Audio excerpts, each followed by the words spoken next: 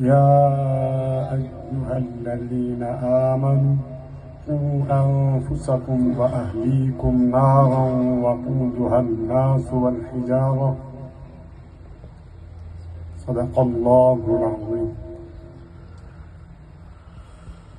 اس بابرکت تقریب میں آئے ہوئے طلباء کرام اور معزز والدین، بھائیوں، دوستوں، السلام علیکم ورحمۃ اللہ وبرکاتہ۔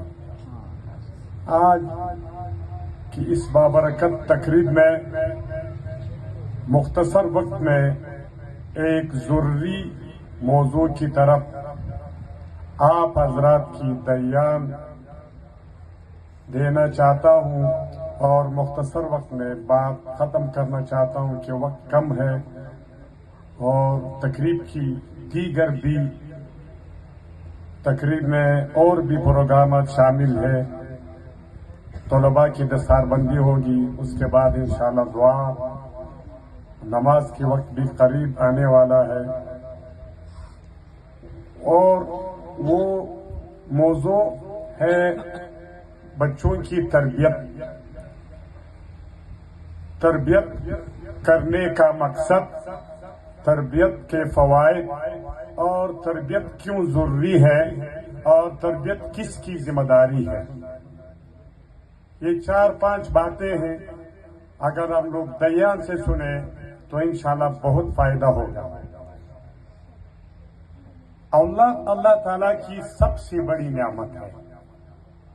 اللہ تعالیٰ کی سب سے بڑی نعمت جو اس دنیا میں انسانوں کو دیا گیا وہ اولاد ہے۔ اولاد کی تربیت والدین کی ذمہ داری ہے اور بنیادی ذمہ داری ہے۔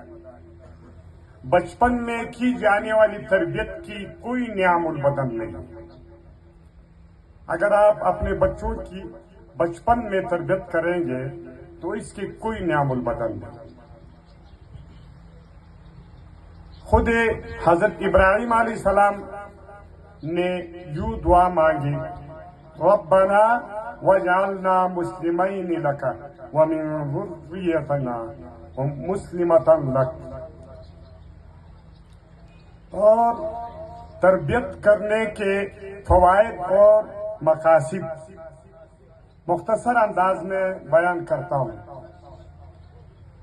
ایک عربی مقولہ ہے، خیر الاشغال تہذیب الاطفال، بہترین مشغلہ اولاد کی تربیت کرنا ہے۔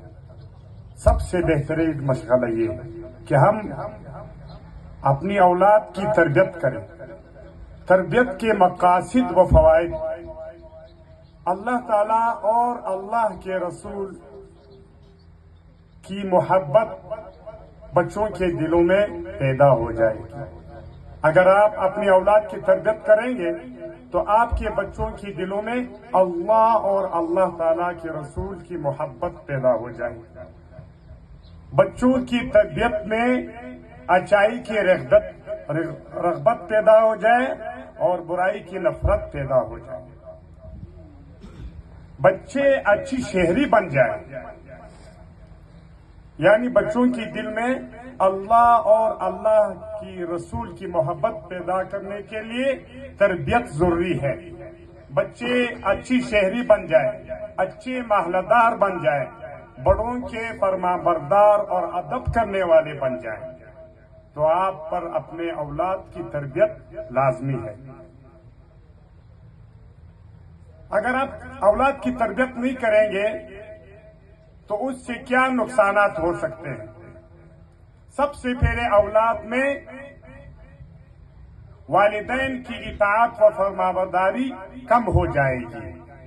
والدین اپنی اولاد کی فرمانبرداری اور تابعداری نہیں کریں گے، اپنی ماں باپ کو گالیاں دیں گے اور گھروں سے نکالیں گے۔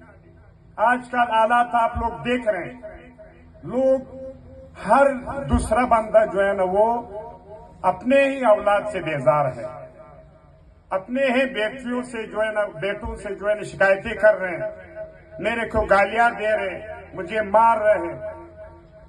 تو یہ بچپن میں تربیت نہ کرنے کی جو ہے نقصانات ہیں. محترم بھائیوں دوستوں، یہ ایک بڑی اہمیت والی کام ہے. یہ انتخاب والا معاملہ نہیں ہے، بلکہ یہ لازمی امر ہے ہمارے اوپر اپنی اولاد کی تربیت. آج کل آپ دیکھ رہے ہیں معاشرہ میں کیا کیا ہو رہا ہے. کرپشن، ظلم، بددیانتداری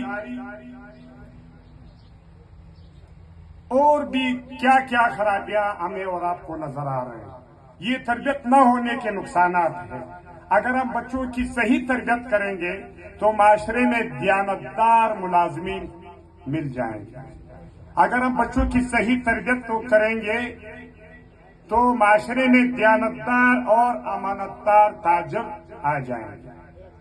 اگر تربیت نہیں کریں گے تو معاشرے میں دیانتدار اور امانتدار ملازمین کم ہو جائیں گے. اگر ہم بچوں کی تربیت نہیں کریں گے تو دیندار اور امانتدار تاجر کم ہو جائیں گے. اولاد کی تربیت کس کی ذمہ داری ہے؟ یہ صرف قاری سلیم صاحب کی ذمہ داری نہیں ہے. جو ہم لوگ دیکھ رہے ہیں کئی سالوں سے، کئی عرصے سے قاری سلیم صاحب اس مدرسے میں آپ حضرات کے بچوں پر محنت کر رہے ہیں قرآن اور حدیث سکھانے کے لیے. اللہ تعالی حضرت استاذ قاری سلیم صاحب کی محنت قبول فرمائے. بلکہ یہ ذمہ داری والدین کی ہے اولاد کی تربیت. اولاد کی بنیادی ذمہ داری تربیت کس کی ہے؟ والدین کی ہے. ایک جگہ اللہ تعالیٰ قرآن میں فرماتے ہیں یا ایھا الذین آمنوا قوا انفسکم واہلیکم نارا وقودھا الناس والحجارہ. اے ایمان والو، اپنے آپ کو اور اپنے گھر والوں کو اس آگ سے بچاؤ جس کا ایندھن انسان اور پتھر ہوں گے. اس آیت میں اللہ تعالیٰ کے مخاطبین کون ہے؟ والدین ہے. اے ایمان والو، اپنے آپ اور اپنے اولاد، اپنے اہل و عیال کو، اپنے گھر والوں کو اس آگ سے بچاؤ. یہ قرآن کی صریح آیات ہے. یہ ایک ملا کی بات نہیں ہے، نہ ایک پیر کی بات ہے، بلکہ اللہ تعالیٰ کی کلام میں ایک صریح آیات ہے. اور اس میں مخاطب بھی والدین حضرات ہے کہ آپ حضرت اپنے آپ کو بھی اور اپنی اولاد کو بھی اس آگ سے بچائیں جس کا ایندھن انسان اور پتھر ہوں گے. تو اس آیت سے معلوم ہوا کہ بچوں کی تربیت کی ذمہ داری بنیادی کس کی ہے؟ والدین کی. میں آپ حضرت کو ایک بات اسی موضوع کے مطابق بتاتا ہوں. بچوں کی تربیت کرنے کا طریقہ کیا ہے؟